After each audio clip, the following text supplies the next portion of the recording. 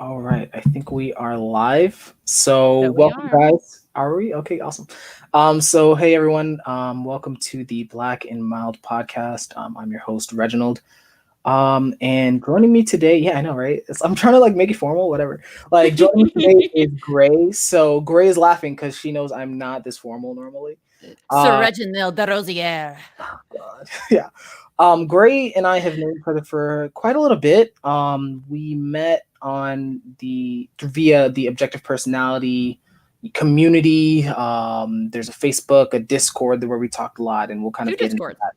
that. Really through Discord for sure. Yeah. And so today I'm really looking forward to having this conversation with her because she's super cool as a human being. So I'm definitely you're welcome. We did actually prepare quite a little bit. So what I'm gonna do is I'm gonna set some like expectations for you guys. We actually have some topics this time. We're gonna try and keep it organic. I know you guys have been giving me some feedback how you liked the organic vibe of this type of show, and I like it too. So we'll try and keep it more organic, but we do have some clear topics that we want to discuss. One last thing, I know last time I think there were several people who joined the live stream with Leon, and there was some sound issues, so I definitely apologize. I do have a new microphone here, but I definitely can appreciate if there's any sound issues at all. Feel free to leave it in the comments or in the live chat. Just let me know that so we can kind of work on that. And then the last thing here is, as we're going through, I'm going to try and stay really zoned into Gray. We do have a live chat, however, so feel free to, if you guys have questions, comments for either of us, feel free to put it in there. I might not see them or get to them all, but I'm definitely going to view that. And then if I see something that's really relevant, I'll put it on display for Gray to see, because Gray actually can't see them. So I will be your filter and your guide there. So, Gray, without further ado, welcome. Hi. All right. Obviously, I'm Gray. You already got that part. Yeah, we have known each other for some time. It's only been a couple of months, but still, like, I feel like we've gotten pretty close. We met through the Discord. We've started with fighting. Of course. um, our Yeah. first conversation we were having, I hopped into VC because I noticed it was hopping, and they were arguing about the basically the scientific, like, is OP scientific, right? Right. And is it using the scientific method? And as the definition strictly stands, kind of debatable, but as like when it comes to like the utility of it, that cannot be understated. And so it was kind of this push and pull between like, do the definitions and the way that they're using the definitions really matter when they're clearly bringing something to people that really need to be said. Right. So it was kind of this push pull argument where everyone's right, and that means it's just a matter of your perspective and which side you're taking. It's not someone's clearly wrong or someone clearly doesn't know what they're talking about. It's there's something really valuable here, but also this definition is being used incorrectly. So it was really fun because I think it showed us a little bit of who we are kind of starkly, and we were on opposite sides. So that kind of meant that we were like really like, all right, we're going to block bang this out. We're going to go at it. But after that, we just kind of started interacting, and we realized that it's not so much that we're ever not I've noticed a lot of time we're usually on the same page about the topic overall. We're just like, when we're in the details, that's where we're disagreeing. And it's really fun because you give me a lot more insight into stuff that I'm skipping over and not paying attention to. So that's kind of like, I think how our dynamic works is like, we just like, oh, I never would have thought of that if you hadn't said it. So yeah, I think that's. I don't think we've had like many arguments recently though, which is interesting. And I think we'll get we to discuss that. now. We discuss like, instead of yeah. fight. Yeah. So pretty cool. So actually, getting back to how we initially met, that actually would be a good jumping off point to our first major topic, right? Which is the objective personality system. Yeah. Like, from the outside looking in, right? I know we both have, our understanding of our types, and we're going to discuss that as well. Right. But I did want to actually start from there because when we first had that conversation, I was, if I'm not mistaken, I was like really strongly defending the objective personality system. And for those of you guys who don't know, just Spark Notes, I would describe it as like a successor to the MBTI system. They're trying to like tweak it, refine it. add more layers to it, so to speak. And the reason they call it objective is that they claim that by doing double blind testing, where you have two people in a separate room, you show them the same person, and you have to see if they independently come to the same type, as opposed to, Right. what they claim as more biased, one person guru talk. Right. By doing that, they claim that they will be able to be more objective, especially if they have more consistent results over time. So, and that was actually one of the key contentions in that conversation, if I remember correctly, because I was like, oh well, if they do this for long enough, then it will be more objective, and it will be this scientific system. And I think you and I think someone else was arguing that even that wouldn't be scientific. Maybe I'm misremembering, because I know we've had No, that's several. correct. So Okay. the problem is fundamentally that just because two people in separate rooms can identify something, that doesn't mean you're using the scientific method. The Okay. scientific method has a very clear step-by-step process as Okay. to how it works. You form a hypothesis, you're going to identify what your independent and dependent variables are, and Mhm. then you're going to have a control group, and you're going to have your testing group, and you're going to go through and actually run the experiment and see, if I change the independent variable, does the dependent variable also change? Okay. And then you have to repeat the experiment repeatedly with different people. You can't have the same proctors over and over again. So, and that's how like science in a lab is going, or at a college is going to be done, is going to be Right. finding and looking for those results. You have to Okay. also be extremely thorough with how you're coming to, and how you're now, something I'm going to give objective personality. They've done amazing work in really clearing up their definitions. They have Mhm. extremely clear definitions. That is amazing. I think it's one of the best things they've brought to the typology community in general, is a lot of definitions. If you're reading an MBTI definition, NI seems like magic. You just see the Right. future. And then NE is like, oh, it's the ultimate creative superpower. And it's like, okay, that isn't going to tell me really what they're doing, though. That's just magic. You're Mhm. describing magic. So what they've done is they've made really clear definitions. Any is, instead you are gathering abstract concepts. You're gathering the concepts, and then NI is, we don't want to gather. We want to distill. We want to narrow down in the concepts. It's like, that's it. Yeah. That's it. There's nothing else. There's no woo. There's no magic around it. It's not special. Everyone does one or the other. That's it. And that to me is like, wow, amazing. But that doesn't mean it's scientific. Just because you defined it well, and just Okay. because you're using double blind, objectively, multiple people in the world at some point thought the world was flat without talking to each other. They thought the world was flat. How is it? But we know the world isn't flat. It was a false Mhm. understanding of how the world worked. So, does that mean they were observing thing? Were they wrong to observe it? Was it the trends they were seeing not real? Probably not. They just didn't understand them fully. So I think this is a nice, what OP I think does is a nice transition from Okay. young MBTI over to OP. I also think that basically they're not scientific quite, but that it is better. It is the first step towards moving towards a more science. If you're going to be using Jungian functions, a first step to moving towards a more scientific way of looking at the Jungian functions, but it's not truly scientific because, Okay. yeah, for the reasons I said. No, really good. Do you mind clarifying where then, in your view, like what would be the next steps to making it more fully scientific? Because I know you gave me the process, but like what specifically are they missing here? The problem here is, like, when again, you have to have an independent variable and a dependent variable. So Yeah. let's say, for example, I want to test like it's hard to give example. I'll just gonna stick to the theory. So um when you have that going on, and then you're trying to have a control group with human beings, it is really Yeah. hard to establish a control group psychologically, because we can't see what's going on in here. Hmm. And that's why it's so difficult to, that's why psychology, and yes, it's moving, what we've done with neuroscience, and the way that we're able to bring a lot of neuroscience and connect that with psychology.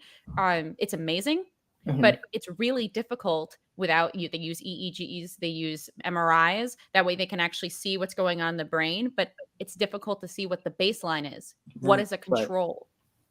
And then how do you test it? That's a much more difficult thing to then know. Well, how does this relate to a particular cognitive function? Especially because the cognitive functions are groups of behaviors. They're Right. not even one particular brain output. How do you measure how a certain activity, a certain pathway of electrical signals in the brain is any. How do you determine that?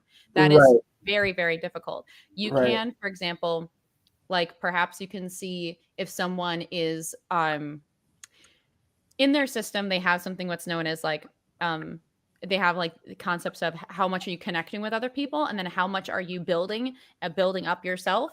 And maybe you could see the priority of connecting with other people over building up the self by seeing how much someone reacts to images of somebody in pain, or images of somebody like trapped in like a burning building. Like, how does that Okay. person react? Do they react really viscerally? Maybe you could do that, but that would probably be more like how agreeable is the person, because that correlates with agreeableness and not necessarily function. So that's Right. difficult because it works better. Anything you're going to be doing, any kind of testing, it just works better with Big Five, which is why I don't know what the next step would be with a Jungian system. Mhm. I don't know how you do it. I think it's great as a self-growth tool, but I don't know how you do it scientifically. You know what I Yeah. mean? So that's like Yeah. my main nitpick with OP, is just that like this is a little dicey, guys. But I mean, they're moving into self-growth, and I think that's probably a good call in many ways, because it's one, it's easier with the Jungian types, and also I do think that they've created nuance within Jungian typology that other systems haven't had before, and that means self-growth can be self-growth, like the arc that a person's going to go through can be Mhm. more precisely tailored to that person if you have more nuance with every type. So I think that's a Yeah. good thing. And then yeah. No, yeah. So thanks. Actually, yeah, I don't think I've understood your pushback on that quite before. So thanks for clarifying that. Yeah. So what it sounds like to me, and this is like I don't know what function people want to ascribe this to, but what it sounds like to me is that, or let me ask, like, would it be more scientific then if they were to like do a double blind experiment on like specific coins? So it's like, hey, we're gonna look for DI or DE or self above tribe tendencies or vice versa with this set of footage independently, as opposed to the It full type. The problem is, how do you define DI or DE in such a way that other people are also able, in Oh, that's other good to know. laboratories, able to identify it? And that's something that That's we've the been problem. struggling with the class, Yeah. right?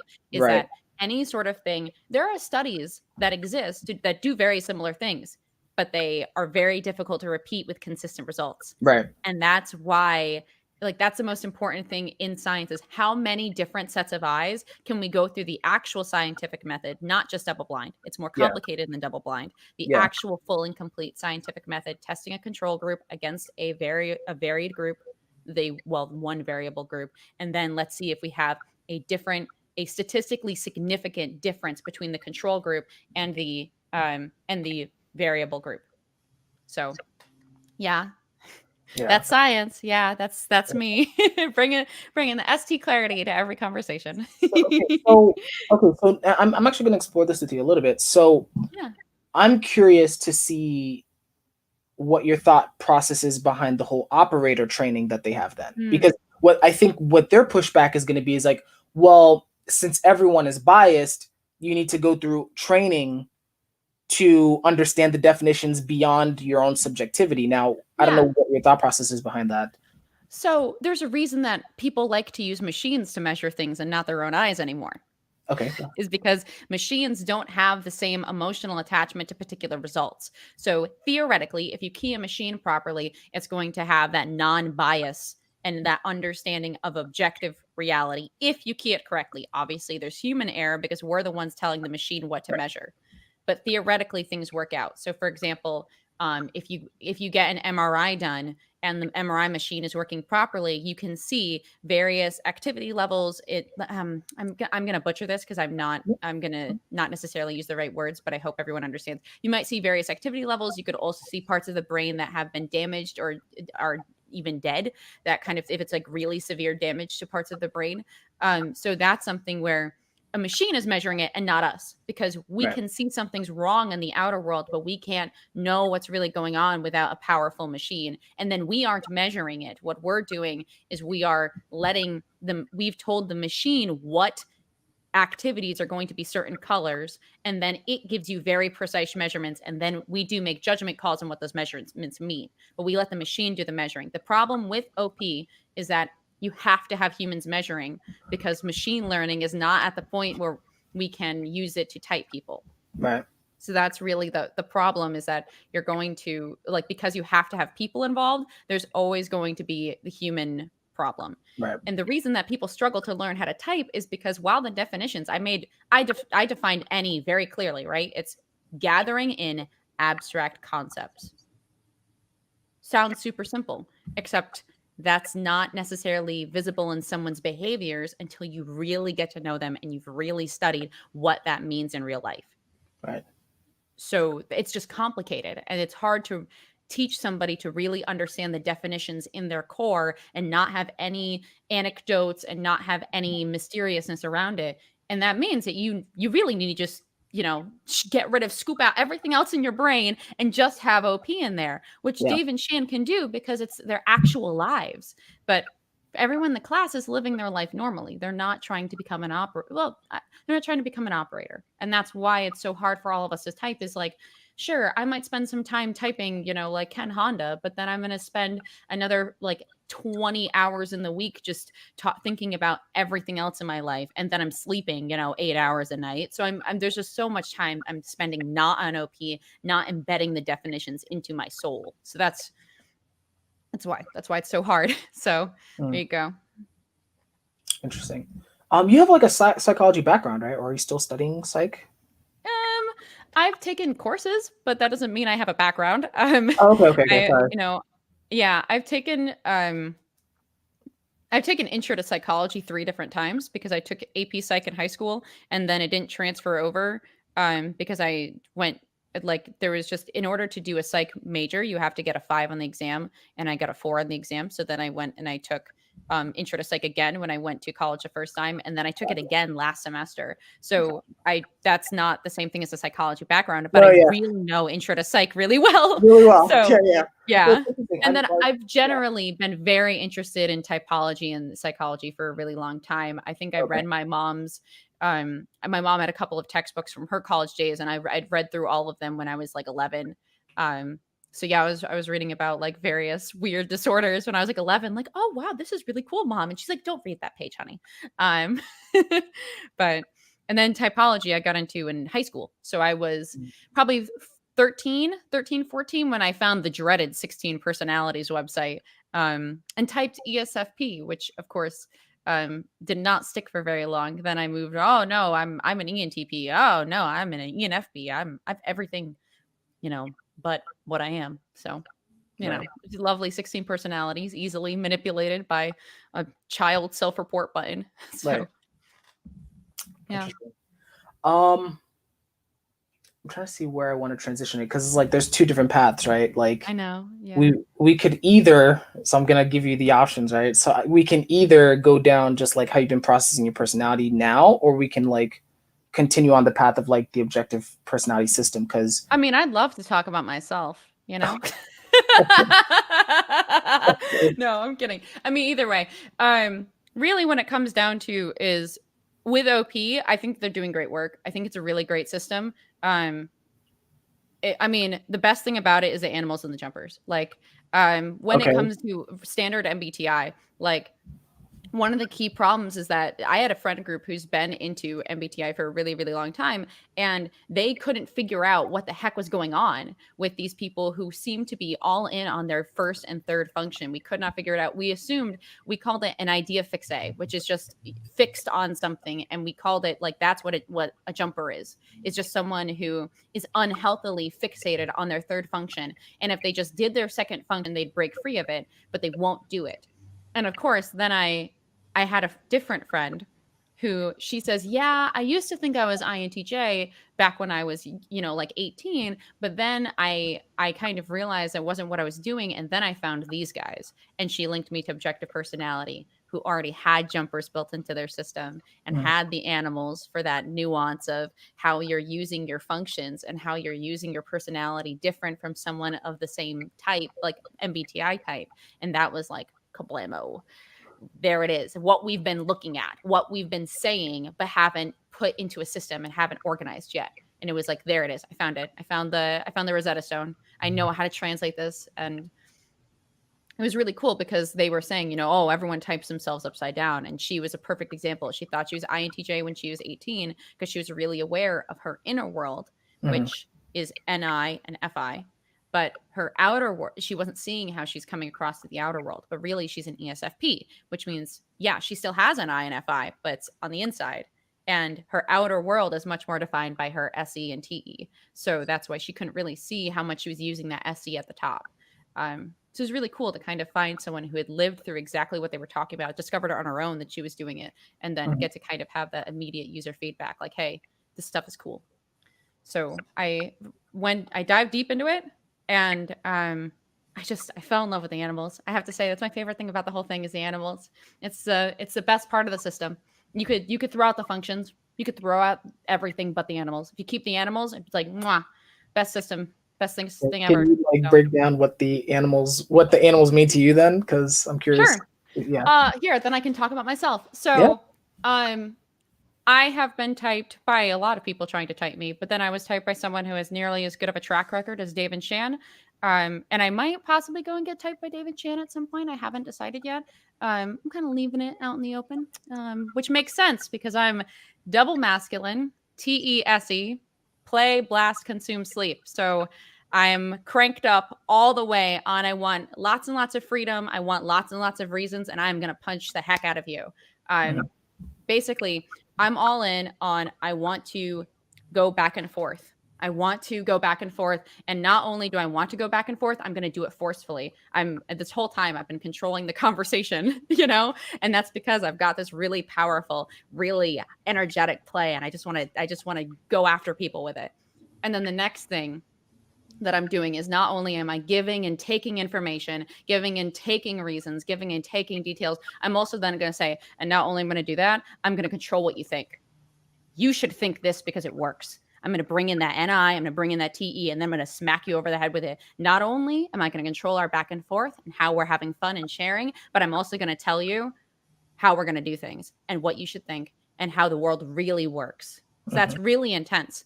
And that's why it's been really difficult over my life to kind of see and understand myself, because from there, then I have like a softer consume where, yeah, I'm taking in information from the outer world and I've got these, you know, details that I love and they're for me, but I don't really want to do them. I want to push in the outer world, but I'm seeing myself. I'm seeing the inner world. I'm not seeing the outer world. So I'm seeing myself as, oh, well, I want to take in information and I want to do it for me. I think that's great. I think that's beautiful. I have all these feelings. It's like, that's not who I am though. When the pedal comes, when push comes to shove, I am absolutely aggressive and pushy and I'm really intense about it. And I love it, but I didn't understand because that's not where I was on the inside. And that's why these animals are so useful when I can kind of compare this. I've got this outer world stack on top, and then I have this soft inner world at the bottom, but that's where I'm living. It's a soft and squishy place. Because in my head, I'm in this soft, squishy place. So that's why I thought I was like ENFP and like, you know, this soft, squishy butterfly. And then all the way at the bottom, after I've punched on the tribe and pushed it around and I'm controlling and telling them what to do, and then I'm taking in for myself, after that, after all of that energy, then I am finally relaxing and thinking about where I'm going and what that means for me in the long run. That's what I'm doing absolutely last, which is in standard MBTI, when you're talking about an ENTJ, which is that is what TESE is a jumper ENTJ. When you're talking about them, you're not thinking about somebody who is expending and killing themselves for the tribe so hard. You're thinking about someone who's this ruthless commander. I've got that energy. I've got the tactician commander energy up at the top, but I don't necessarily have the insight into the future. I don't have the control over my NI. And I don't have the control over understanding my own patterns. And that never made any sense to me. So I thought I have to be an EP. I have to be a perceiver. I can't be a judger, because judgers, they know where they're going in life. It's like, no, I don't. I don't know where I'm going in life. That's my big weakness, but that's one of my big weaknesses rather. But that doesn't mean that I'm not an ENTJ. It just means that I'm cranked up all the way on the outer world. So yeah, that's why the animals are amazing. Is it explains really my struggles in life. So Yeah. Wow, that's pretty good. I know. I can just go and go and go, and you're like, Yeah. I I don't know mean, what it's to do with all funny. this Yeah. energy. And you have like the Yeah. reputation for that. In fact, Yeah. Yeah. I That know Mel you say, Robbins vibe. yeah, I know Mel you and say, Tony Robbins, man. yeah, I They're know you all say they're that. cranked up all the way. Yeah, Yeah. for sure. It's funny because I was actually processing like my own stuff. I don't know how interesting that'd be because it's like, so the one thing that is going through my mind right now is like, um, you talk about Getting how deep. the introverted functions is how you see yourself, Mhm. right? So you're like, for you, for example, like, oh yeah, I see myself as a very, soft and squishy, very feeler. What would it be like? Intuitive as well. Like, Mm. and I'm wondering, it's like, okay, do I see myself through my introverted functions? Actually, I'm not sure if I do. Hmm. Not to like disagree with you. I'm just curious about that because for me, so in this system, I would be an ENFP jumper as well. So Right. I would be masculine MF. I don't know how to explain that, but like audio in that system, NETE, and then it would be play, consume, blast, sleep. Although people are debating that now, they're trying to see if it's play, blast, consume, sleep. It's like Well, okay, let's be you know, real, Reggie. If you had blast higher than consume, you would have tried to jump in over me. yeah. Well, there you go. Right. Right. I'm taking a lot of times people who have the other part of it is so when I say double masculine, that means that my sensory, just like Reggie's sensory is masculine, mine's a savior, and mine is something that I use a lot, and his is something that he uses less. So Mhm. that's going to impact things. But really, the key difference you're going to see, even though we're both quite extroverted, is his TE, his extroverted reasons, his reasons in the outer world, the give and take of reasons, that's feminine. So he wants to here, what do you think? Oh, that's really cool what you think. Oh, here, what do you think? And that's not, he's not a feminine dude, but that is a more gentler way of going about it. I'm like, okay, here's what I think. Now tell me what you think. Cool. I like it. Tell me more. And I'm like, Yeah, let's talk about it. that's how we got in Right. argument the first time. That's so Yeah. funny. That's exactly how That's that how I happened. get into arguments with everybody because I'm Yeah, like, no, I'm just telling you what I think. That's it. I'm just yeah, talking. What's up? And I'm just going and going. And it's like, you're not giving anyone room to exist. right. You're not letting anyone be. You're not gentling down. And that's, I'm doing it right now, Yeah. but yeah, that's a big So difference between us. And now, I think that's it's, true. Now, going back to what my question, like, or my yeah, curiosity was, it's like, so within that type, what that would mean is that my sensory and my feeling in that system would be how I would supposedly see myself, because yeah. that's what my inner world is composed of. I I mean, I have like very artistic like sides to myself, but I don't know. I mean, I don't know if I see myself as an SF SF is popular not SF dude. is not necessarily art or popularity. You have to think about it as aesthetic. I think aesthetic is what matters more. And I know you. I know you love to dress late at night. Hi, sorry, my dog is like desperate for attention right now. Right, right. Um, I know that like the SF is really important to you in your personal, like you want to look good. You want to make sure that all of your clothes are polished. And the instant that you think that you might not look quite great, you're like, wait, I need another system. I need more systems for how I feel good about my appearance. That is SIFI to an insane degree. Very like my system for my looks, for what I like. So yeah, that's a way of thinking about it. Yeah. Or at least what I've seen with you is a way of seeing your own SF. I could be wrong.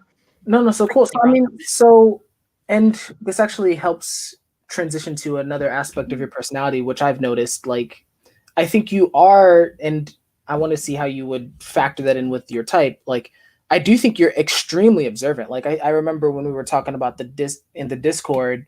Hmm. I mean, a lot of your interests are around like analyzing. Like, I think it was like you had like bone structures of like human faces, and you were like analyzing different things about Yeah. that, or body types and aesthetics, and seeing how things would match up with that, and so on and so forth. And then also just in terms of like just general habits or trends in people. Like, for example, what you did with me. That's why I asked you, because like you consistently are like really I'm good at. always watching.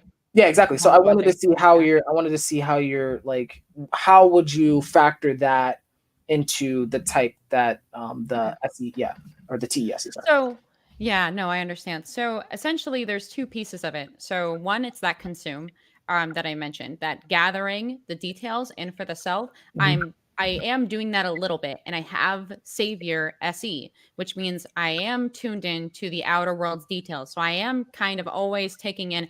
I may prefer to take it in through the giving back and forth with other people. I Yeah. don't like just sitting there taking it in and stewing on it and whether or not I like it. I don't want to do that, but I will do it because I still want to do that. I still want to do that SE, even if I can't play it out. I would rather do it than do sleep, because that's very bottom, right? So that's part of it, is if I can't talk, then I am going to watch and I am going to see what's going on, and take in for my own knowledge. But the other thing that's going on is double observing, which is double observing in the OP personality system means that you have the observer functions, which are your OI and your OE. They're in the middle. And so you're not all in on either one of them. You're more in the you're not like this with one and here with another. You're more like this. And that is a big factor of why I have NI second, but I have SE double activated and masculine, which means both of them are going to talk in my head. And I'm going to be constantly going, okay, yeah, we need more information, but also we need to distill information. Okay, we need more information. No, we also need to distill information. I'm going to do both. And that's why when I'm watching people do things, I am going to say, oh, I saw that. Okay. And now I need to see what that means. I saw that. I saw that. I saw that. What does it mean? I saw that. I saw that. I saw that. What does it mean? Right. Someone who had SE at the top, known as a single observer, they're going to have NI at the bottom. So they're going to have that separation like this, right? And so they're going to say, I saw that. I saw that. I saw that. I saw that. I saw that. I saw that. I saw that. I saw that. I could go on forever before they finally say, what does it mean? Mm-hmm. And then you have the reverse for NISE, is they're going to say, I saw that. What does it mean? They're not going to take it anymore. They're like, I saw one thing. I'm now going to extrapolate what it all means. And that's why I'm going to catch what you're doing and I'm going to see it and be like, wait a second, he's doing this. What does it mean? Okay, I'm going to go gather more information now. And then I'm going to ask what it means. And I'm going to keep updating and going back and forth. And then you'll see with you're a double decider. So you're more balanced on that TE and FI. So that's kind of about the give and take. I've got one advantage over you. You've got an advantage over me. So. Yeah. OP is fun, guys. It's so nuanced. It's really, it makes being a certain type way more interesting than MBTI does, because MBTI is like, you are the worst person on earth because you're an ENTJ. Have fun. Like, yeah. Okay, interesting. So actually have a question here from. Ooh, I love questions. I'm not going to pronounce this correctly, so I'm just going to put it on the screen. So, I do think this relates to the animals, right? So, I already know the answer. I had to read one sentence. I didn't even read the second one. Nice. Oh my god. Do I already have an opinion on everything? Yes, I have an opinion on everything. That doesn't mean it's right. I could be totally wrong, but I have an opinion. When it comes to how solid I am in actually pushing the opinion, I might push the opinion, but like if someone says something, oh, I don't think that's true. This is what I've experienced. I'll be like, okay, all right. No, that's a really good point. I'll just back down. But if it's something I really know, and then someone challenges me on it, oh, we're gonna have a fun time. Oh yeah, that's gonna be great. So that's have an opinion on everything. It varies on how intense it is. So that's an interesting contrast, because I would say for me, even though we both have TE, or like, very objective with our idea, like our opinions. I don't know how to define it, unfortunately, but you know what I mean? Like, universal. I don't have an opinion on everything, actually. Like, I usually don't. I'm like, it's like, all right, let me hear what you have to say or whatever. Like, it's like and then I'll decide later. Yeah. I'll listen to you, but like, I'm not going to think about it afterwards, because I have my things that I want to think about. I don't want to think about, like, the tribe's cool. I like the tribe. I want to go back and forth with the tribe. But at the end of the next thing I'm going to do is go say, okay, that's nice, but what about what I want to do? What about me? It's funny, which is that balance of play and consume. I definitely, it's funny because like people ask me for my opinion. It's like sometimes I'll bullshit stuff on the spot, if I'm being honest. Yeah. Like, but then it's like as soon as that conversation is over, it's like I don't care. Like, it's like, so it's immediately gone. It's so bad. Oh my god. It really is. Like I think a really good example of this, and I think we've had conversations around this, is with politics, right? I know you're very opinionated on politics in a good way. I have very little. I'm like, okay, like whatever, just tell me who's running and what's the key problems, and I'll make a decision in the moment and then forget. And I'll even tell you, oh, I really like so and so. I really like so and so, but here's my opinion on their policies. And that's Right. totally different from whether or not I like them. And I'll Right. really just like, I'll really go like the policy to me is what matters. You know, Right. the actual details of the policy matters way more than like, oh, do I like their vibe? Do I like them as a person? It's like, okay, throw that right out. Who cares what I Right. like? Liking is stupid. I don't care about my FI. Throw that right out the window. Right. So that makes me really opinionated because then I'm not even coming from a place of, oh, I think they're a really nice person. I'm like, this works or it doesn't. Right. And that doesn't mean I'm seeing anything objectively. It's my idea if it works. Well, yeah. So it's just very like, oh God. Nice. So talk to me about how like you experience your, well, actually before we even get into like the narrowed down coins, I'm curious to see if you're comfortable talking about this, like what your typing journey was like, because I watched you go through that. Like, that was a pretty intense transition the, period right there. well, the tough thing for me is I started off with like way back in high school, I was starting from a place of thinking I'm an EP, right? Mhm. And first I typed myself of all things ESFP, which is actually in my quadra. So it makes sense, like, oh yeah, that's you, right? But I was like, no, I'm smarter than this. I'm gonna take it again. And it was like, and the self-reporting problems come in because my idea of myself is now going to impact what I Right. really am like. So then I started moving into the, like I already said, ENTP, ENFP. And when I found with OP that people typed themselves upside down, I was in a place of thinking I was ENFP. So I asked a few of my friends who were also somewhat into OP, not as intense as you and I are, but you know, somewhat into it. I asked them, hey, type me throughout all assumptions. And they gave me ESTJ, blast, like blast sleep play, which is not, I'm way more extroverted, but they only really interact with me over text. So they don't Mhm. get to see that extroversion very much. And they know I have an opinion for everything. So they assumed I was percolating on the opinions instead of just kind of shit talking them out until something comes out that's good, you know? So when I came into OP with an ES, kind of an idea of myself already as an ESTJ, and people saw the masculine T at the top and the feminine FI at the bottom, it became really hard, I think, for people to pull away from that.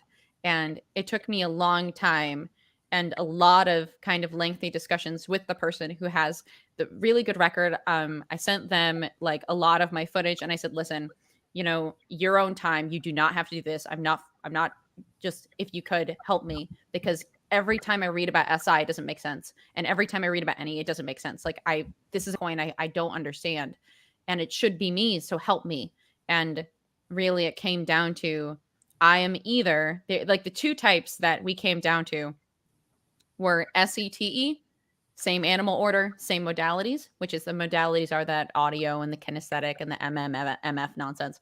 Yep. And then the, or TESE, same thing. So it was one of those two. And really the question is, do I have more problems with my identity? Is my identity the most squishy, movable thing on earth?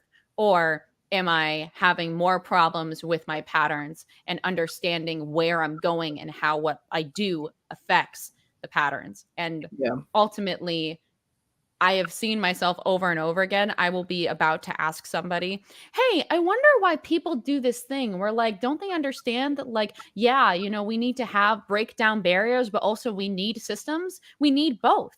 And I'm sitting here saying, but why not just have both, guys? I'm like, wait a second.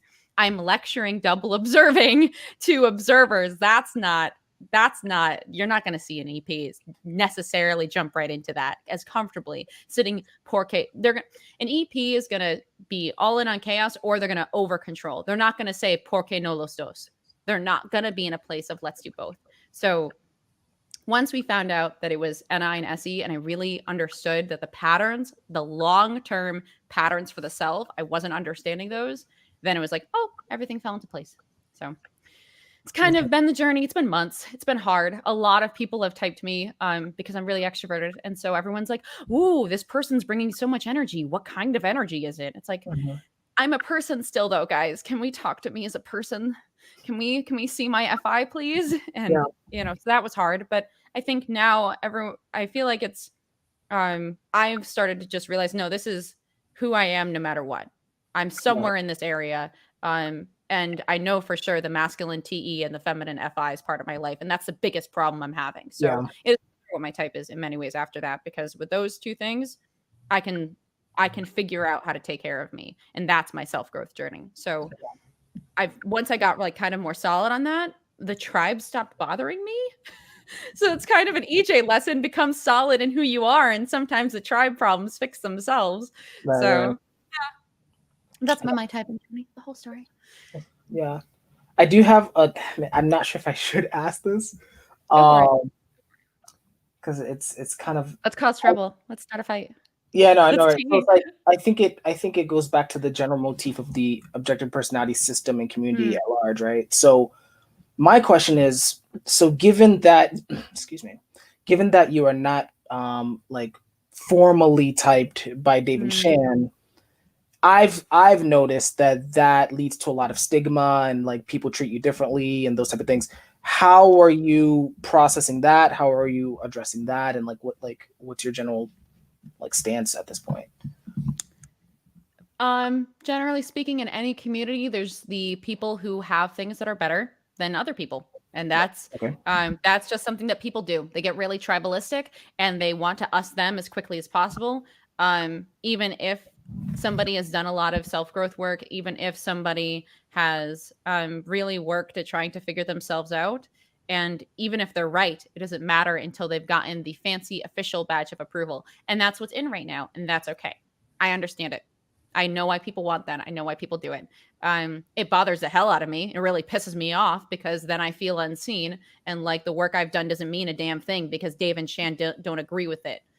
That sucks. It's life. I have to deal with it. I'm going to hate it forever until I get typed. And then suddenly I'll get respect and I'll get angry all over again, you know? So that's just the tribe for you. That's what the tribe does. There's not much I can do with it besides, and if my other option, which is what I was doing before, is being angry about it 24/7. And that anger eats you up. That anger eats you up inside and makes you a terrible person. And I don't want to be that person. So, as much as I love being angry and I love the visceral feel of like wanting to go after and like bring that force and my opinions to the world, that's not always the best way of going about it. So, I have to kind of just be like, well, that's people for you and people are people. So, just let them be people. Let it be. So, it's hard, but it's a good I think it's good for me to not be typed and have to keep dealing with it and learning to control myself and my wanting to react to people.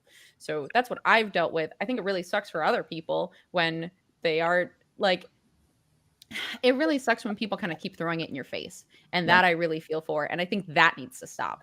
I understand if you're like, hey, officially typed people, I have a question. Totally get that. Totally fine with it. You should be able to ask questions to the demographic you want to. What I'm not cool with is, yeah, you have opinions on who you are, but they don't mean anything. It's like, okay, you can go to hell now. So there's kind of a difference there that really matters when it comes to the stigma. So Yeah. yeah, I wish I could punch. Sometimes I want to punch in the tribe because I want to protect other people from going through what I've been through. But I think in many ways that kind of tribe pushback is good for self growth. So it's kind of tough to know what to Yeah. do. Yeah. So I'm just And it's hard too because I think like I don't know if it's a feedback loop necessarily, but it's like I've seen, there are several people who like will come into the OP community, specifically the Facebook groups, and they'll say, "Oh, I don't know what my type is," but they'll be like hyper confident and they'll start muddying the waters, and it's like I think that's part of where that stigma unfortunately comes from. that was kind of me, if I'm being real. That Okay. is still kind of me because technically I haven't been objectively typed. But I get where that fear is coming from. Yeah. But I think that if you want only people who are officially typed, then you make a group that's just for people who are officially typed. And you know what I mean? That I haven't seen one of those, probably Right. because Right. I'm not officially typed. But like, you could do it. It could happen. You could just make a new group and actually exclude who you want to exclude and have boundaries, but that would be mean. And it's okay to be mean. I would be actually more in favor of that, of just have your own group, go do your own thing where you want officially typed people only, and then there can be a group for people who are a mix. And I think that trying to a unofficial massive, hey, we're just getting together and talking about OP group. It's not, to me, it just doesn't seem fair that we're going to say, okay, but you all suck because you haven't spent $120 and sat there hitting the refresh button until your fingers bled. Like, come on. That's not, especially with how insane it's gotten since COVID and how many people have been wanting to get typed. Like, Yeah. it's not, it's just holding people to a standard that's not fair. So I don't know. Yeah, that's, Fair there you go. view. That's my Fair view. opinionated, my Uh-oh. opinionated, I don't know. The opinionated jerseys. I saw that too. I'm catching Yeah, that. I know. I heard, I knew what I was going to say before I said it. I was like, all right, here we go. Let's just go all in. Yeah. I'm Yeah. gonna look at some of the more questions, but Yeah. while I do that, we do have a comment here. Oh, thank you, Ikram. I thought, honestly, I saw your video and I was like, oh my God, she looks so good. I have to put on makeup before I come onto the thing. I can't be on, I have to be like half as pretty as Ikram. So there you go. Wow. You know, set the standard. There's some DE-isms too, by the way. See, I was like, oh, thank you. But really, it's you. You're the great one. But it's true. She is so gorgeous. So it's hard not when she's as SF cool as she is. Okay. Sure.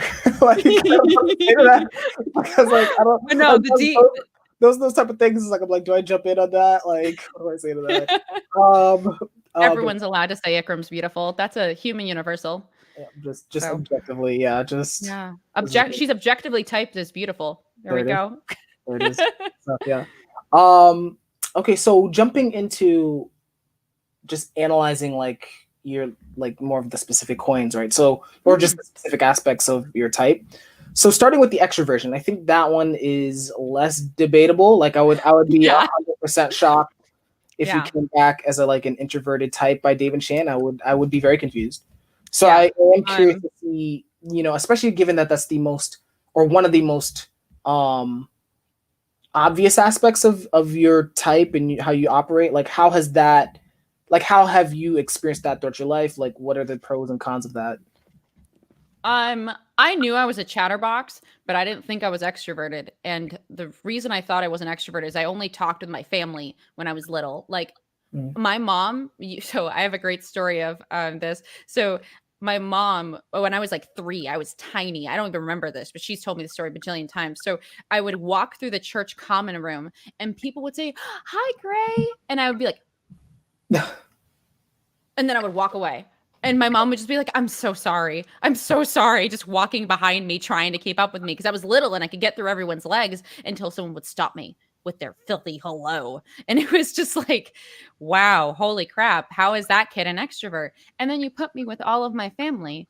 And my poor sister is trying to read a book. And I'm like, Lexi, look it, I have my horsey. So this horsey, so what this horsey did is that they stole the herd from the other horsey. And now he's going to bring them over to this mountain. So that way they can't steal him from that mountain. I would do this whole elaborate social dynamic with my poor sister, telling her about my plastic horses. And she's like, I'm trying to read, leave me alone. And I would constantly be climbing all over my big brothers and my dad. I was just literally attached to them and I would just chatter at them all the time. And that was something that I didn't really understand because I thought if you were extroverted, that meant you were doing that 24/7 and that you weren't doing it just at home. And I was only doing it at home with the people I really liked. So I thought, well, that's introverts. They're the ones who will only have their people. Right. So that's where I didn't understand. And then being on, online communities got bigger and bigger and bigger as I'm becoming a teenager. Facebook is huge. And then Instagram is huge. A lot of it is online communication. And online, I am sitting here blank-faced typing. I'm not talking. I'm not emoting. I'm not having feelings. I'm just typing. And if anything, I might get angry when someone's wrong or they do something I don't like or whatever, right? And that right there, that's not extroversion, right? I like online communities better than in-person communities. That's not extroversion. And then I join OP. And I joined voice chat. And I am talking as much over 20 people as I'm doing right now.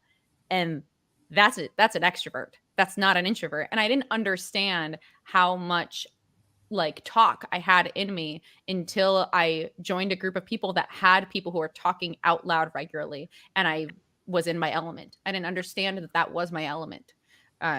So it took me a really long time to realize how extroverted I was. It doesn't help also, and this is important to remember, it doesn't help that's ST. It's it being specifically details and thinking. Thinking is not something people normally associate with like having fun and casual Right. extroversion.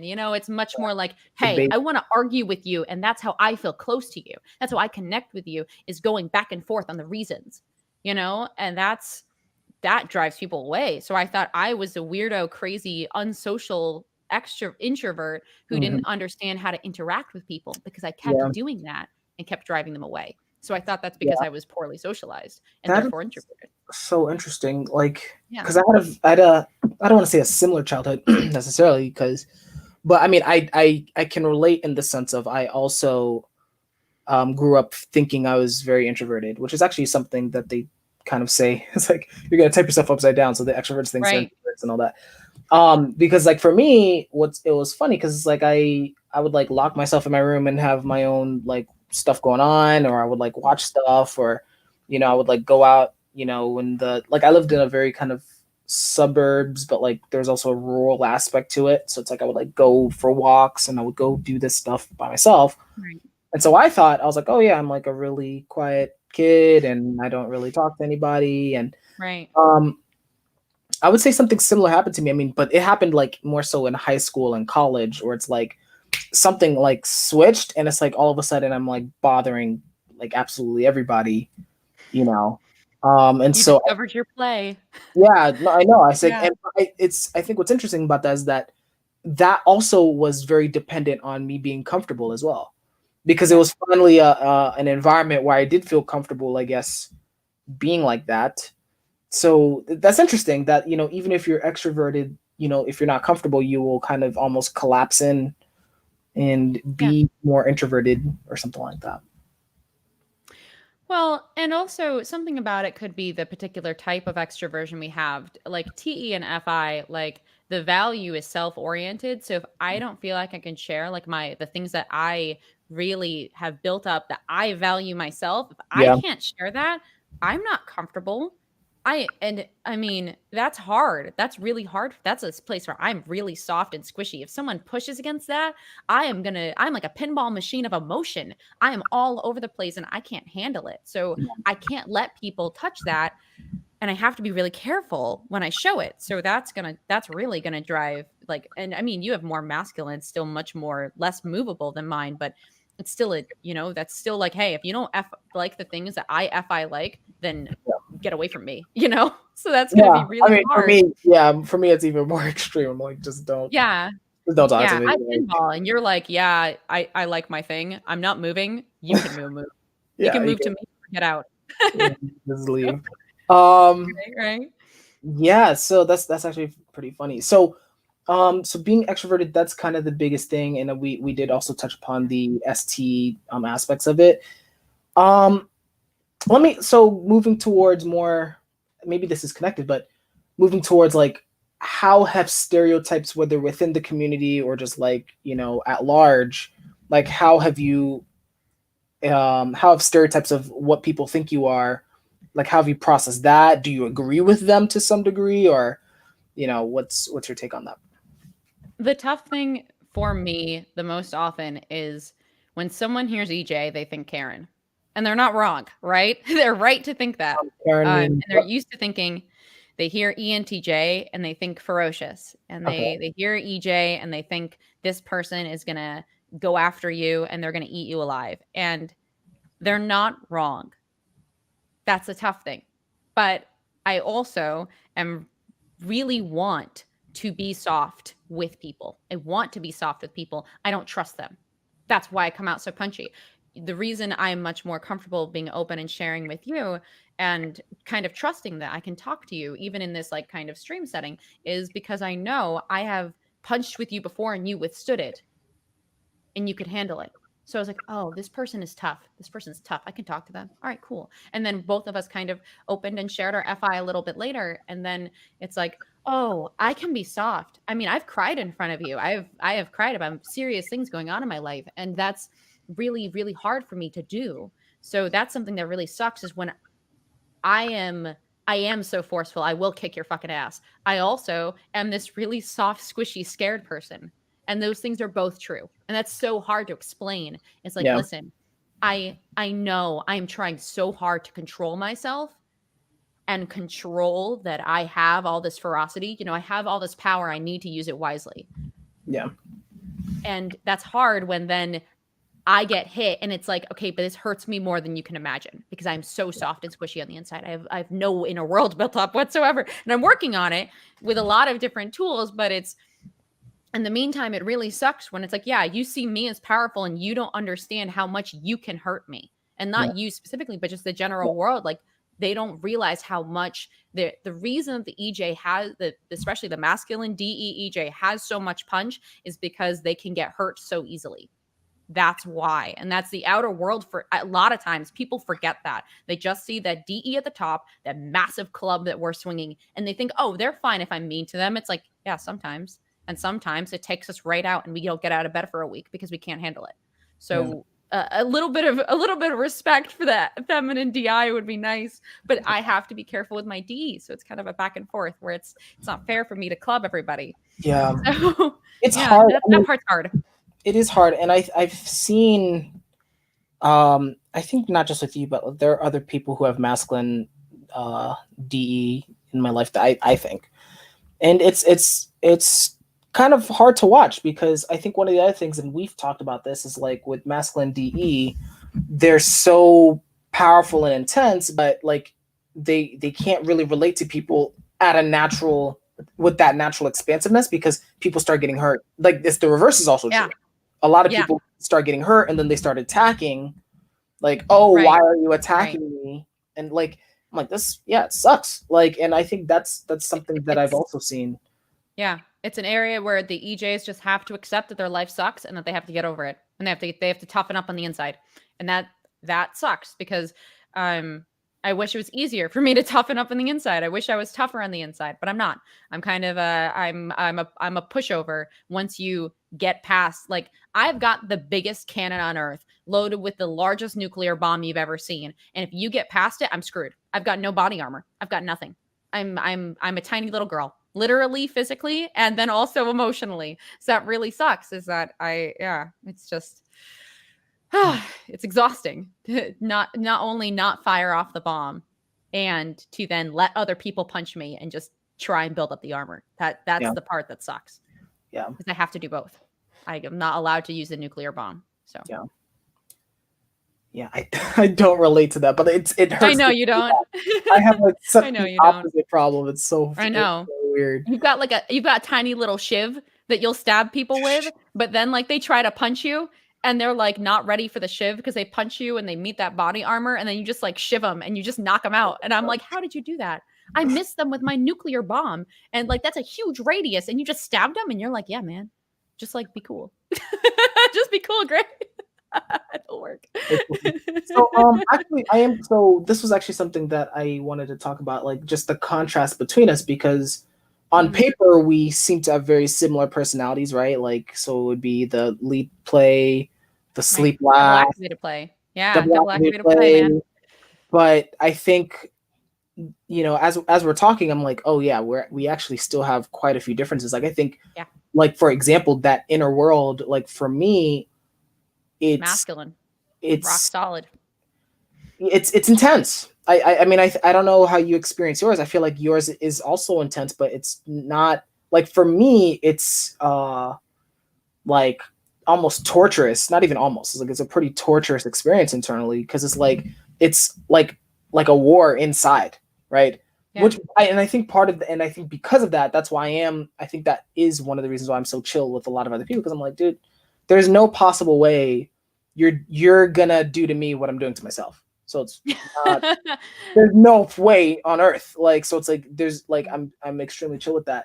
What is your, as comfortable as you like answer to the level of your comfort, but like what is your experience of your inner world, especially from an emotional standpoint?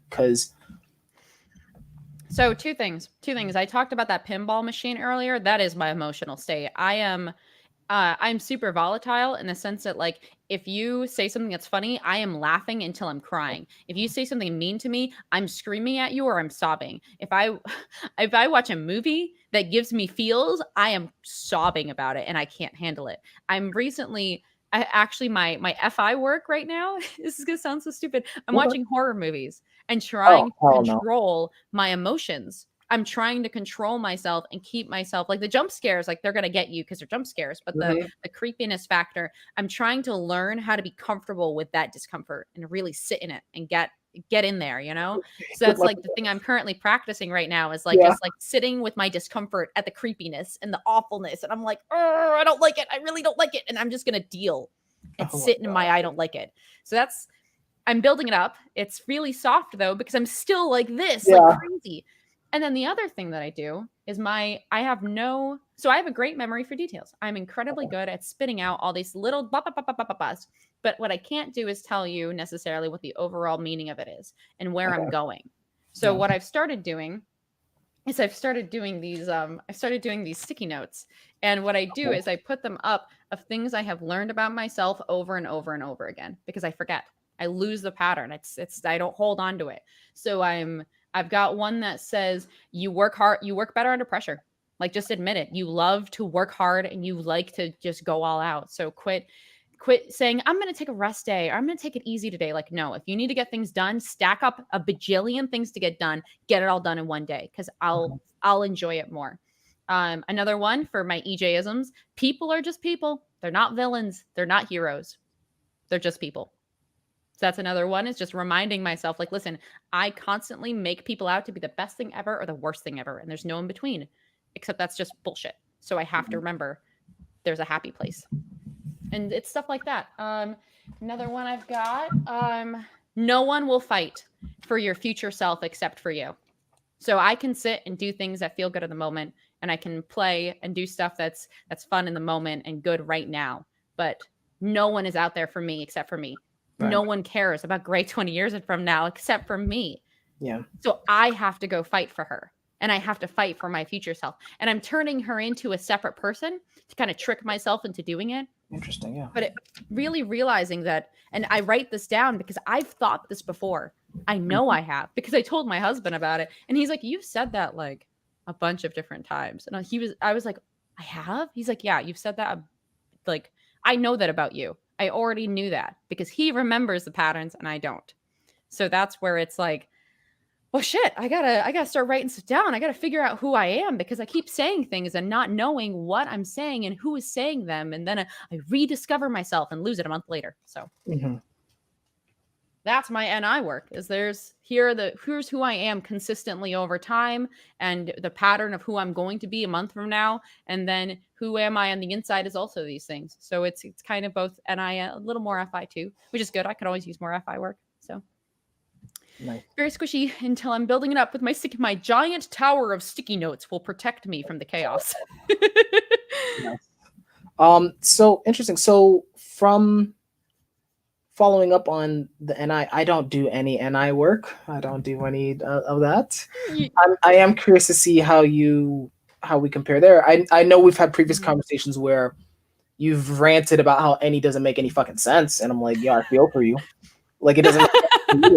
Like, I'm sorry, So I wanted to see Yeah. where you at with that. I mean, when it comes to any, it's not so much that I want to beat you and tell you to do the any, because I see you do it. I see you get really zoomed in on. There's so many different, not zoomed in. You're almost like I'll back that up. You're like too zoomed out. You're like, I can see all of these possibilities, and it's like, Reggie, they're not all there really though, because you're not even at the place where possibility number 640, like 647, can be real yet, because you haven't done XYZ. Do XYZ, do the SI, actually do step by step by step, and maybe you can have path number 647. And from there, there'll be path AB double quadra alpha that you can then go ahead and explore, all those different ones. Yeah. So for me, I don't care about your NE. Like, your NE is fine. It's just more of like a little SI, please. Just a smidge, and life will be great. But that's me just preaching censor at you, which is mean. Yeah. It's not fair. No, it's fine. I'm still working on that. I know. Forever work. Forever. Jesus. Oh my Forever God. work. That sounds like a I nightmare. know. It does. Does everything sound like a nightmare? Do you not like anything? Right. You also don't like anything. And I'm like, oh, I love this. And I'll get so girly and you're like, I am an old man and I don't like anything. I So like that's another difference between us. I like my 5 things. Yeah, like it's like I really don't like that's actually a really good point. I as much as I'm supposed to be like an ENFP and be really like, oh, look at all these like no, I have like these 5 things. It's like I'm gonna watch Naruto or anime on YouTube. Okay. I'm gonna talk about typology. I'm gonna do some artsy or aesthetic stuff. Yep. Which involves music. And then I'm gonna write, and then there's probably one other category like you read philosophers. You read philosophers and historical figures. So and then people like interaction, and that's it. Don't talk to me about what happened in the tech world. Don't talk to me about any of that stuff. Like I don't care what happened in the news. Like okay, do I need to vote on anything? No. Okay. Yeah. Yeah, there's that masculine inner world. There it is. You're like, nope, I know what I like. I know what I want. Get away from me. Yeah. Yeah. I wonder how do you experience that though? Because I mean, you've interacted with me for.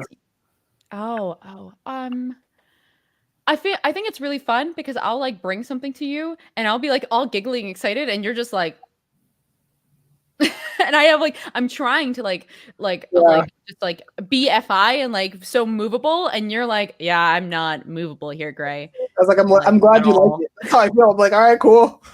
Yeah, right.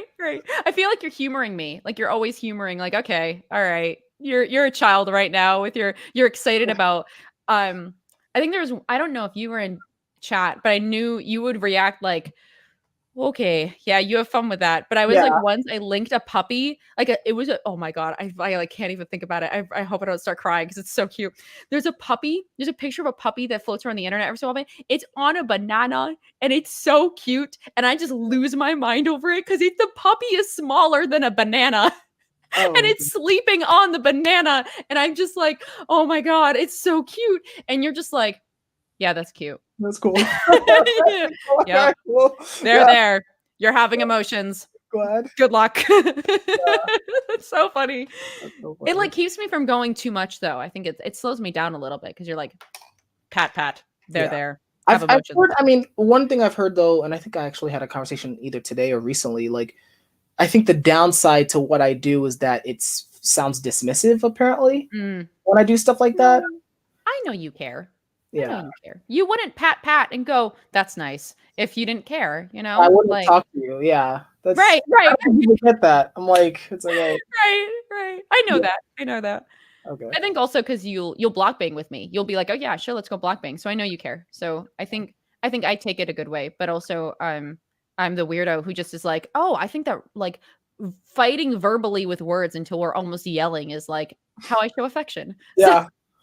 And I don't know if I even do that with you. I'm like, all right, I mean, I'll hear you out. Like, yeah, but you still let me go. You let me go off, and that's how I know you care. That's a big part of it for me. Is like you can pat me all you want and basically treat me like a child, so long as when I want to go fight, you're gonna let me fight. So yeah, interesting. Yep. So circling back to the NI, one of the other things I did want to talk about when it comes to the difference between either us or any NI and NE. I actually wanted to use that mountain or that history example. You know exactly what I'm talking about. We had that one conversation. Oh my God. Explain it better than me. I might cry again. I'm like, I felt that tears well up about the puppy. So if I start crying, I'm going to have to, quick dab the makeup. Can you summarize what happened there? Cause like, I remember that conversation and I was like, what?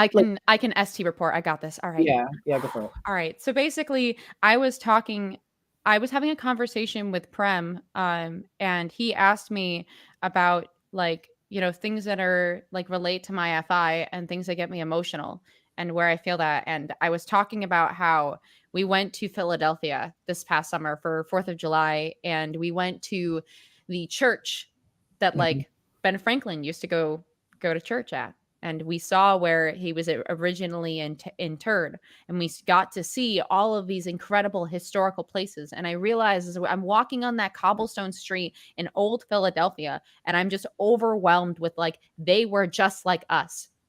As far back, all the way back then, people have never changed. They were just like us. And they had a different culture, sure. They had different norms, but at the end of the day, they were people just trying to get by and make a better world.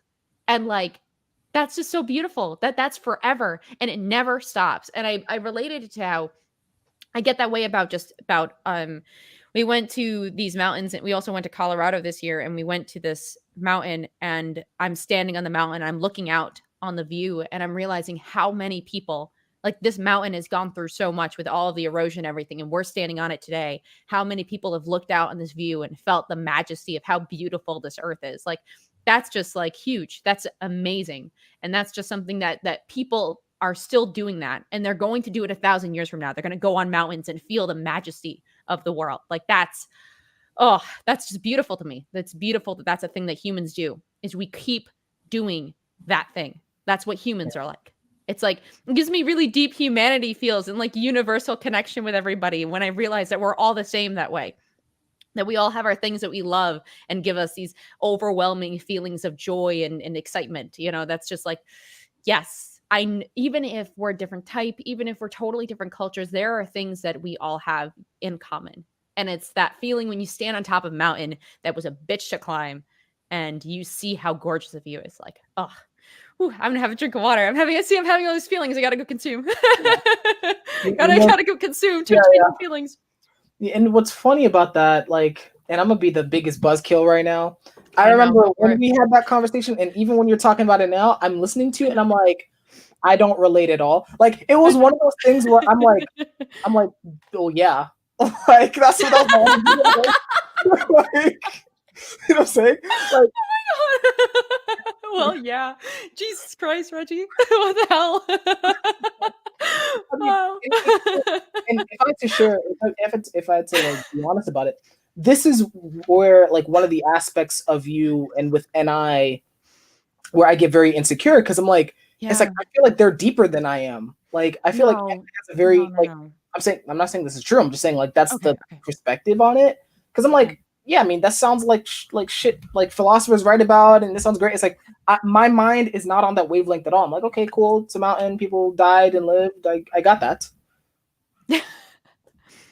Yeah, but I mean, but you're gonna have this amazing depth, and like, especially as you build it up over time, man, you're gonna have this amazing, beautiful depth in your FI and your SI. That's just, I'm never gonna match it. I'm never gonna have that quiet strength and that quiet core of, no, I know what the next step is, because I've built up my SI, and I've built up, I know who I am.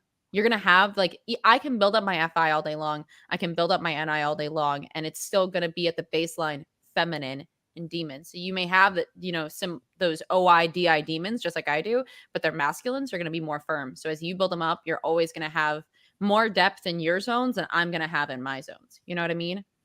I mean, yes. We have different zones where we're like all over the place. So, well, yeah, I mean, that's true. I think one of the other things I wanted to say though about this whole wonder conversation, and I think we did this when we initially had the conversation, is like, I was wondering if NE and SI just are calibrated differently in terms of what amazes them, right? Because for me, like, I think for me, like, and for people in the OP celebrity typings like Elon Musk and those type of people who have like SI, it's like we're looking at like for me, it's like nature. Like, it's like if I'm in nature, or if I'm looking out in space, or if I'm thinking about that type of stuff, or like with Elon Musk, it's definitely like intergalactic travel and those type of things. Right. That's where our minds are like overwhelmed, and maybe that's the any of like, look at all of this other stuff that we can do. Because for me, that like for me, the Earth is the Earth. Like, I'm like, okay, this stuff's not gonna change. It's okay, great. I'm glad. I don't want it to. But I think so. I'm wondering if that's still something that I remember wondering, and I guess I haven't fully processed. Is like, is NI like amazed at how universal life is just regardless of where you are? And is any SI more amazed at like, oh, but like, no, but we can go over there. Like we can I go through this. I don't know that NI is only amazed about people being universal. I think that's a me thing because I'm tying it into the EJ stuff, right? And so, but I do think where NI is going to kind of experience amazement is at least in the end perspective. Like we're just talking about intuition right now with concepts. I think we're going to feel that like wow, it's just like when you realize that everything ties together and you have it. Like when I found OP and I like felt like, oh, this explains everything. That was like an eye crack moment. I'm going to consume the ever living shit out of this because holy crap, it's going to explain everything. That's not completely true, obviously, but it's going to explain a lot. And that feels really good. And then for NE, the crack is like, there's more out there. There's never going to stop being more. And that's like, oh my God. Now, yeah, we explored the earth and it was really cool that there was like, you know, some more earth to explore, but there's no more earth to explore. So I guess that's cool. And then but space, and we don't know what they're going to be like. They're just an idea. Like there could be different planets and there could be, you know, totally different ways of interacting through the world. What's going to happen to our culture? How is everything going to change? How is everything going to change when blank happens in the future? You're going to see that over and over with any. Yeah. So, yeah. They're key towards changing. Can you hear me? Yeah. Okay, cool. Like my audio cut out, so it's like for me at least, I couldn't hear half of what you said. I cut the last half. We're good. You don't have to say it again. Oh man. That's why I was freaking out in the background. The TLDR is just that NE is looking for that change in the concepts. Is can there be a change in the future? Is there going to be many branching options? And if there is, they're like, yes, we're winning. And for me, I'm like, is everything really the same? Score. Everything's actually the same. Yes, that's all I've wanted. I want the sensory to be different. Like that can change all the time, but not my concepts the same.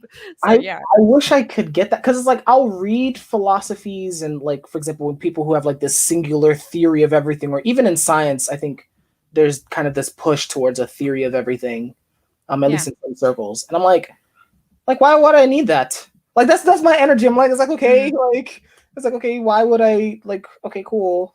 Like, why are you guys excited about this? I know it's useful, but to be fair, like it's not so much a theory of everything. That's not quite right. That seems more TI, honestly, because it's more of like all the reasons stacking up and forming a perfect thing. Sure. But I do feel like it's more about like I found something that explains.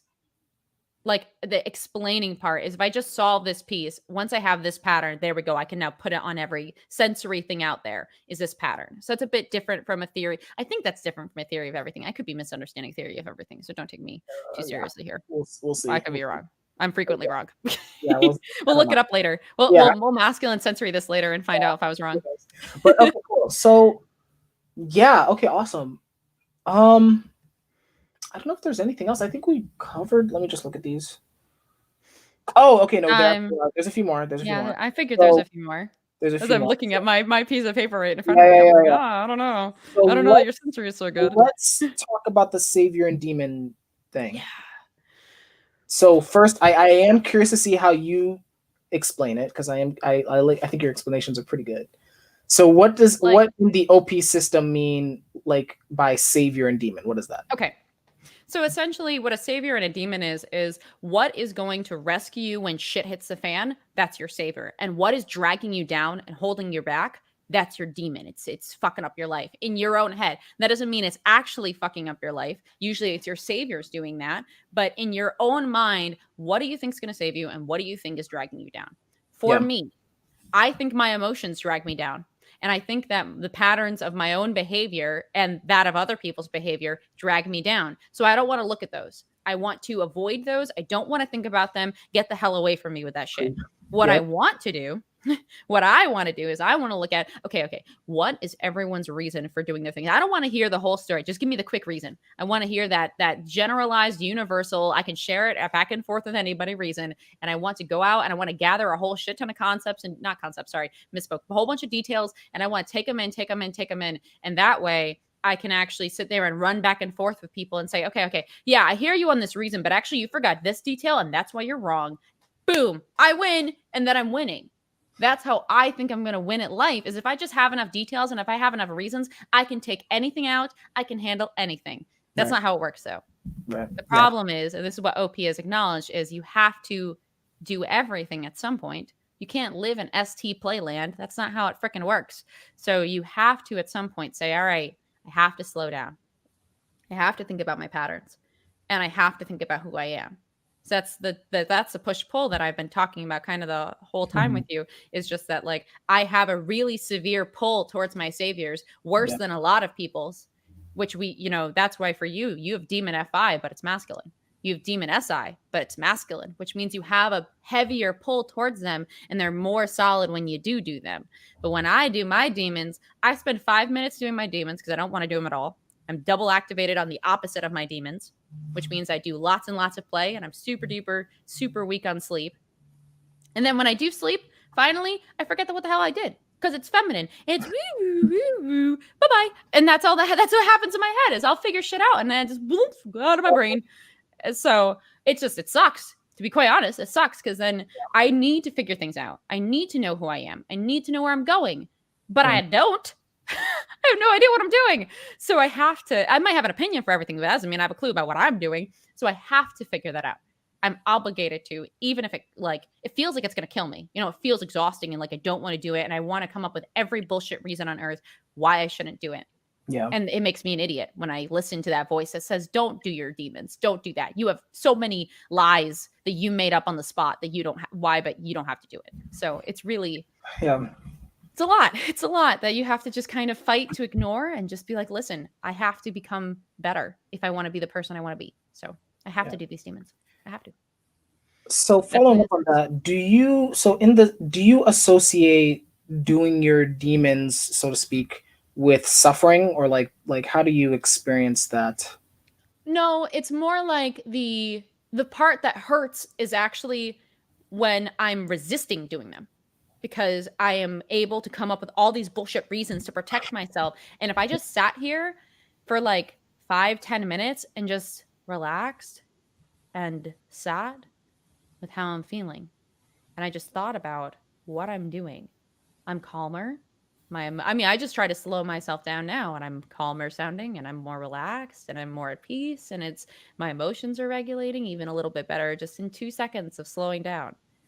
And that is something that I really resist doing. I really resist slowing down. What hurts is the resistance, because I need to do it. I need to do the sleep. I need to put myself down in a quiet place, basically. And I won't let myself do it. I won't do what needs to be done. And that's where I'm hurting. I'm the one hurting myself over and over with my addiction to wanting to go play and wanting to go punch on everybody. So yeah, that's where the pain comes from, is fighting it. Once I do it, I feel amazingly better, infinitely better, which is why I have my sticky notes. That way I can kind of do a little bit of it every day and be like, oh yeah, that is who I am. Oh yeah, I am that person. Oh, I do need to do that. Okay. Yeah, I know what I need to do now. I've got it. So yeah. Yeah. So the reason I asked that, I've been wrestling a lot with. So in the objective personality, like self-growth side, they are very big on your demons are really hard, and you're not going to want to do them, and it's going to be suffering, and you have to go through this hero's journey, and it's going to be torture for 10 years, and then eventually you're going to like get this ego death, and you're not going to care about, well, not care about anything, but like you're not going to be super attached to anything. Right. And I was initially all for that. And I do think there's a side of me that still understands that, but recently I've been really having this question of, is fetishizing the suffering really the best way to grow, right? Especially because for me it's like I've been having like this huge Gary V like obsession. I've been like very digging in on that, and his whole thing is like, do what actually makes you happy. Like, actually do that, because a lot of people in life are miserable. It's like, fun fact, you can actually do what makes you happy and build a life around that.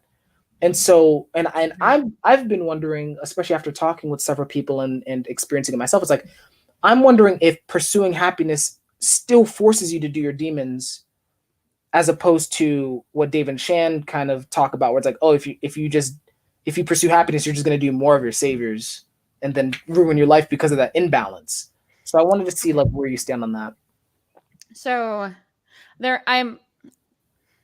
when Dave and Shan talk about doing the demons of suffering, they don't mean literally go stab yourself emotionally until you're bleeding out and then that's how you're going to fix your life. Like, no.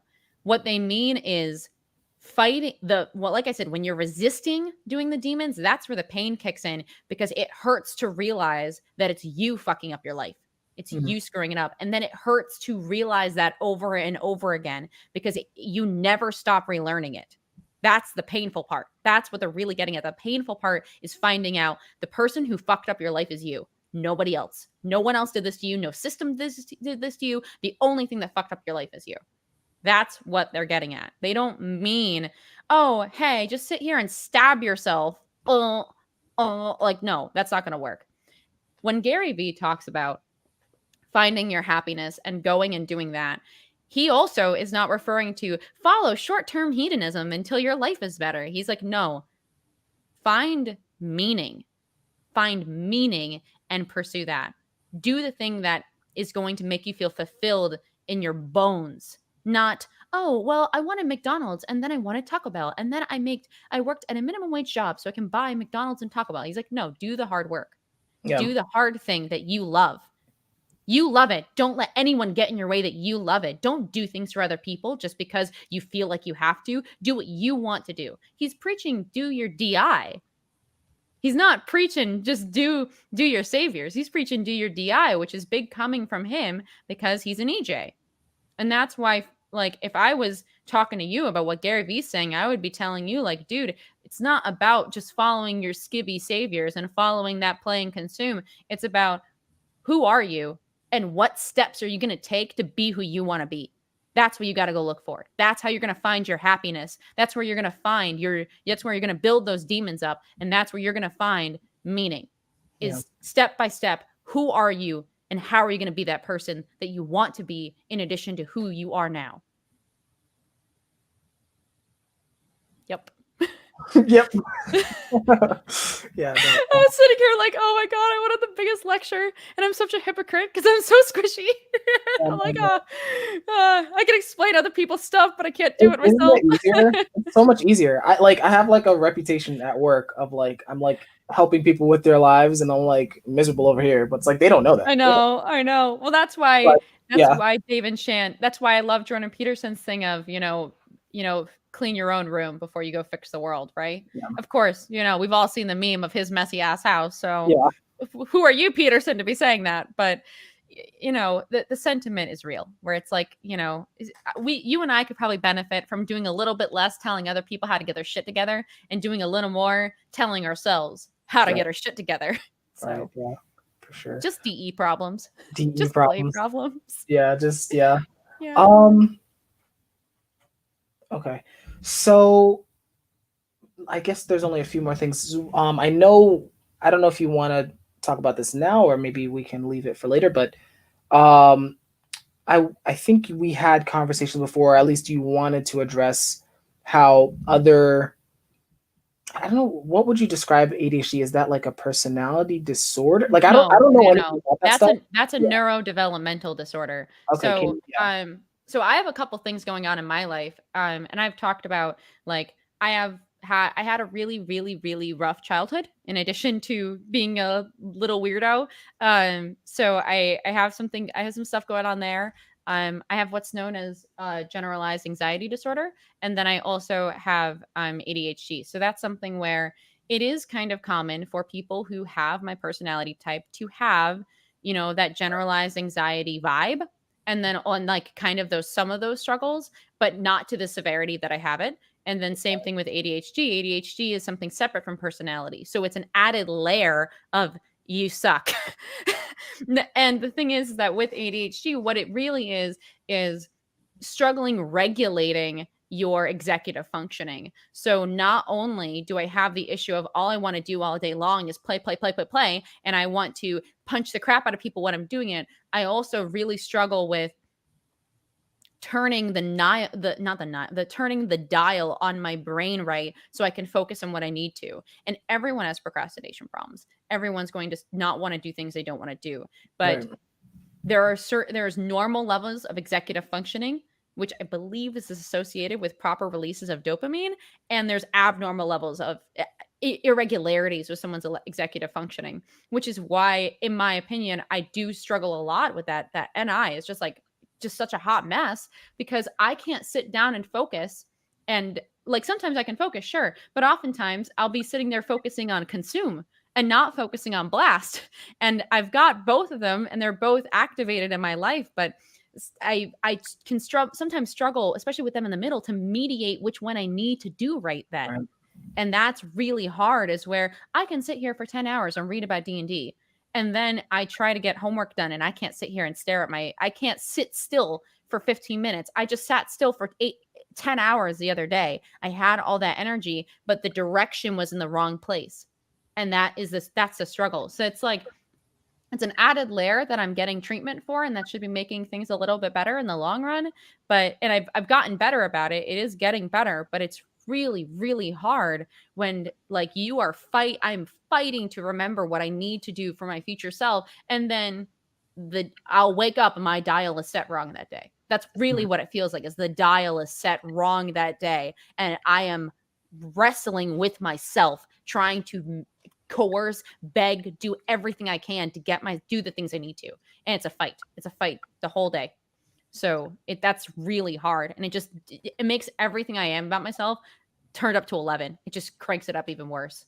So yeah. And then anxiety is just, I don't know where I'm going in life.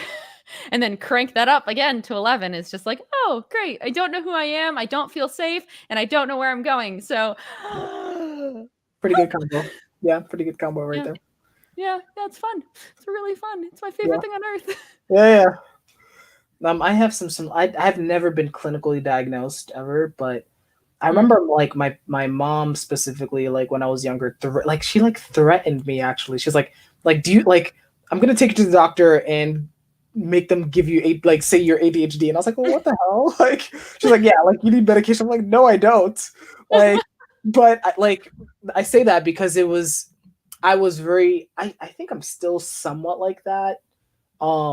That I mean, I subjectively relate to that dial being off on certain days, and it's frustrating because it's like, especially with the TE where it's like I see everything I need to do at once. Right. Like, I have all of these things to do. It's not like it feels oppressive. I feel like I have to do it, and then I can't even make myself do it. Yeah. That's the thing, is that like I should be Miss Get It All Done, go crackhead, maximum energy, doing all the things. I'm never talking to people because I'm so busy doing all the things. And I have probably the worst. I have a great work ethic at work where I can't run away from it. Right. But if I'm trying to control my own behavior. Yeah, in an unstructured environment as well. Yeah. Right. Yeah. Right. I think everything being online also with COVID has made it infinitely worse for anyone who's having struggles like I am, is that they're not honestly, how do you self-impose structure when your brain is in so many ways like structure?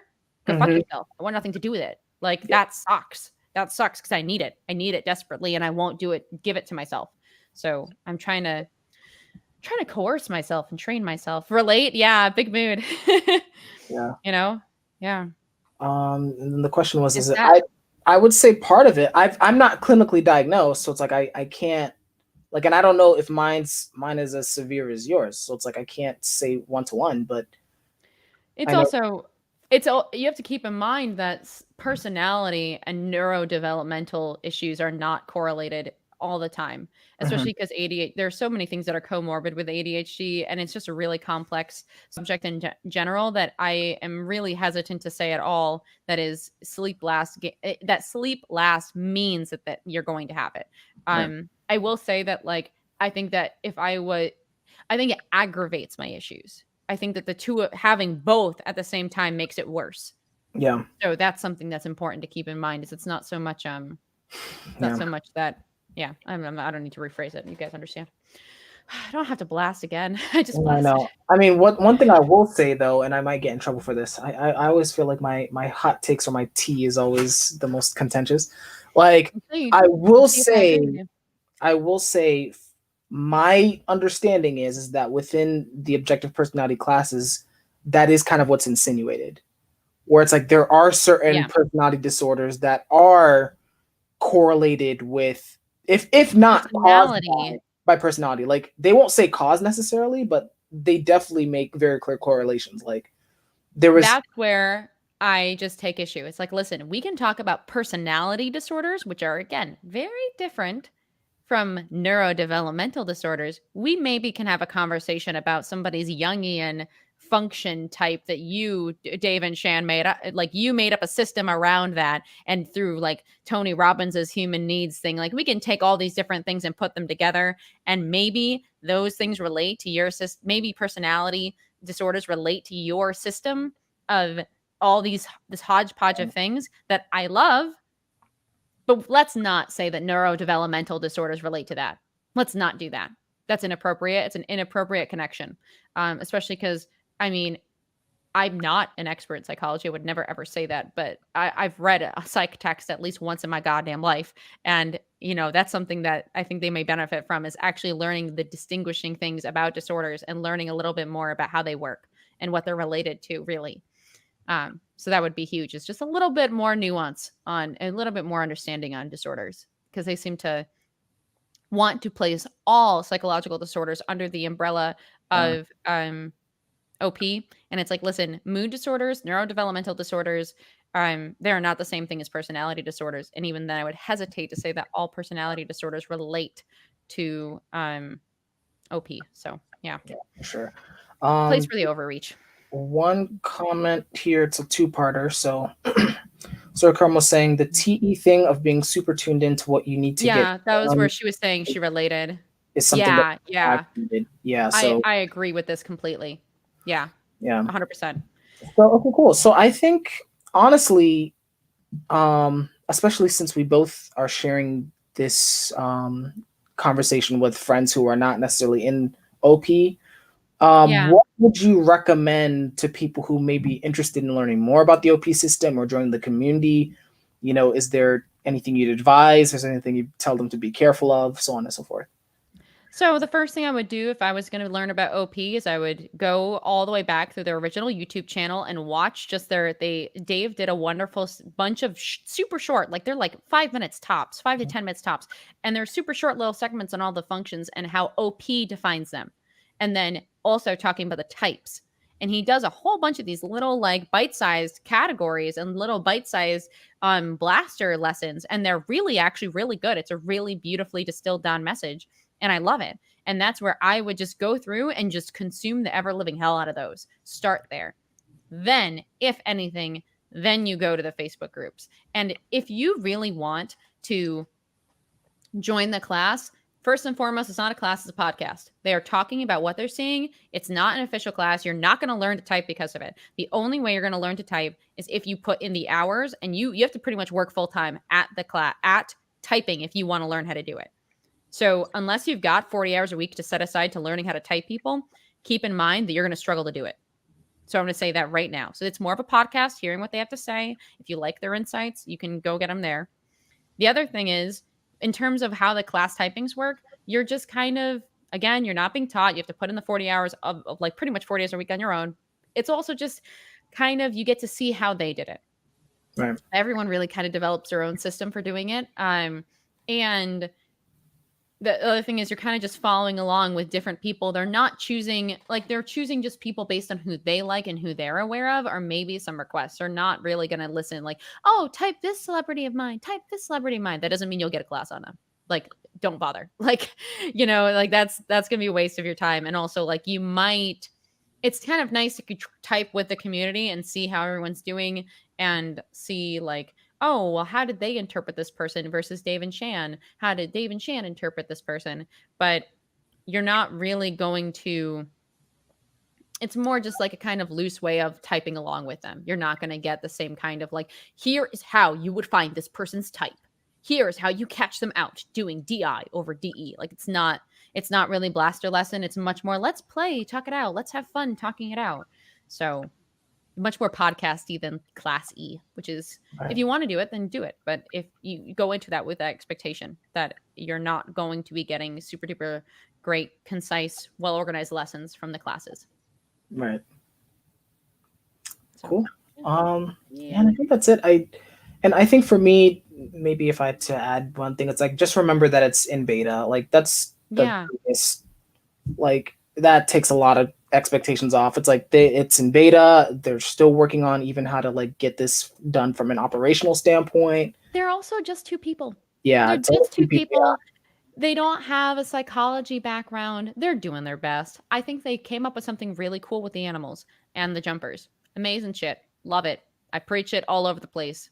I absolutely would, I've stolen their ideas and I'm in love with them, but I'm not going to call it anything other than what it is, which is, someone's idea of how the world works, which doesn't make it a gift from God. It makes it what it is, which is cool, but not the end all be all. Right. Absolutely. Okay, cool. Was there anything else that you want to talk about today, at least? I mean, I could talk forever, Reggie. I know. I guess like kind of as a final note, like we talked about our types and the similarities. I think another thing is like you and I, like we tend to be very serious when we talk. And that means that like we're not going to be as goofy and we're not going to play around. We're going to have like much more serious kind of like we're going to have much more like, info dominant. Info dominance, by the way, means you have both blast and consume in your top 3. And whenever you kind of have that going on, like you're just my husband is saying hi to the dog because he just got home from work. So you're going to have that kind of thing going on where you're focused on the information, both taking in and giving out. And so anytime, just like as an update for the viewers, anytime Reggie has someone on who's also a blast and consume in their top 3, you're going to see something like this where we're just reporting, and not giggling or having fun or goofing around. Yeah. So I'm worried about that, like from a show perspective, because like you gotta work on your energy dominance, my dude. You gotta get a little playful. You gotta have a little fun. Gotta add a little shimmy. Yeah, shimmy every other word. Gotta have a little fun. Something like that. I don't know. I might just have to take an L on that because I'm just like, I'm not like a super fun character. I mean, I think I'm charismatic to a certain degree, Reggie, but you are fun. You're just fun by accident. Yeah. Thank you. Yeah. Yeah, but that's an interesting thing. Even though I'm so cranked up, like we're both still like information. Yeah. Information is just end all be all, and then other people are like, let's just have fun. Let's be high energy, and then let's be low energy, and then let's have fun. It's just like very different. So cool. Well, really appreciate it. Always a pleasure talking with you, and I'm glad that you've decided to join. And shout out to everybody else who jumped on. So Leon was first, apparently. Well, because usually I'm first. So, and I was here. So I could be first. Okay. Yeah. Shout out to Goose. I think this is Prem. Yo. I know. I love Prem so much. And Ikram, and I think this is a new person here. I don't know if welcome. So, welcome. Really appreciate you guys. So closing out, I am planning to do this once a week, but I mean, don't hold me to that. I'm still trying to see if I even like doing this, to be quite honest. Right. If you guys have any feedback, positive or negative, feel free to leave it in the comments below. Thumbs up or thumbs down, just give me a general sense of where you guys were at with it. If you guys want to join the show, I mean, feel free to reach out to me. I'm not going to guarantee that I'll say yes, because we have to vibe first, if I'm being completely honest. But I mean, we can have that conversation. And then from there, You're so grippy. Guys, everyone should like and subscribe for Reggie's channel because he's super interesting. You just have to get him out of his shell. Oh so my God. Just like and subscribe. Yeah, I forgot. Let me do the douche thing. Yeah. Like, subscribe. Share it with your friends. Yeah, share it with your friends. Oh Dude, Reggie's so cool. Also, subscribe to his Patreon. $1 a month gets you his nudes. So, yeah. We can talk about it. I don't know if I want one yet. Anyway. Did you hear what I just said? I just said that they'd get your nudes. Reggie. Sometimes you gotta do things, right? I just we gotta, it's a business. It'll just be you putting on lipstick, and I'll just have catfished everybody. Nice. Here's my nudes, guys. Awesome. All right, really appreciate it. Close out here, and I will see you on the next one.